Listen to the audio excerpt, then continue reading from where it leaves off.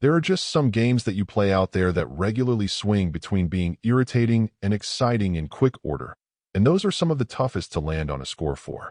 Hyperspaced, for my wife and I, was one such game. It started out pretty humbly, if anything feeling too simple, but then right after we started to get hooked, it tore us up a few times. Perhaps it was in that moment that we decided we needed to return the favor, grinding when we needed to, making our ship truly formidable, and then conquering the game's last boss, only holding on by our fingernails.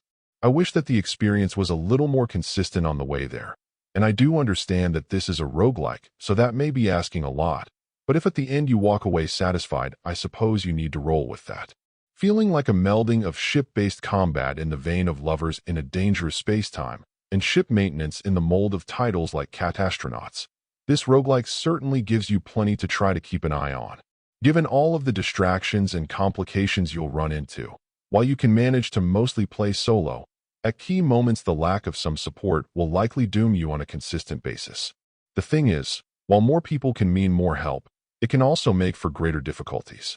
For instance, while having a third crew member was helpful, allowing someone to more consistently remain as gunner while another kept the ship from falling apart, it wasn't all ideal.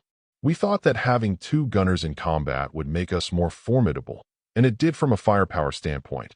But since the game honors basic physics, that also meant piloting while multiple guns were firing in different directions was a very dicey proposition in anything resembling an enclosed space. The thing is, as much as my wife and I really dug the game and felt we had to beat it, there were absolutely pain points that needed more work.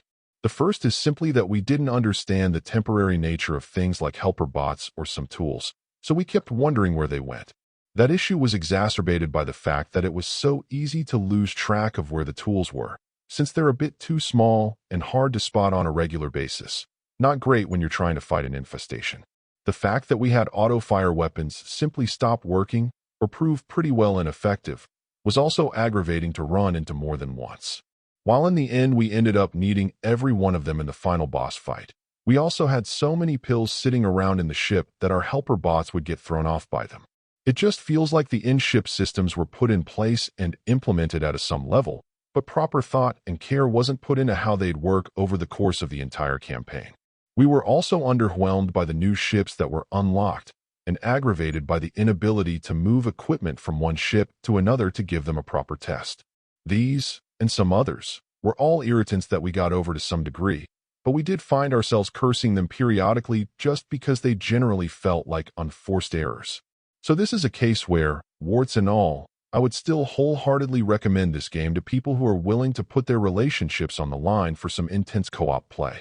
You'll need to communicate, work out how everyone will adapt in specific crisis situations, and work together. As the perpetual pilot, my role tended to be the most constant, as the reprieve between swarms of enemies was typically pretty short. That meant that my wife had to regularly straddle being the gunner and engineer, fighting to prevent all of our cargo from being sucked out a broken window. You'll learn to dread the sound of them cracking, and knowing when to quickly use some pills to prevent the ship from simply getting blasted apart. It did feel like once we got ahead of the curve we were able to ride too easily, with more resources to spend that we had things to buy, for the better part of 2 worlds, but I will admit that the final battle managed to take us to the brink multiple times. So despite wishing the experience wasn't quite so uneven, I will admit that we were both challenged and entertained.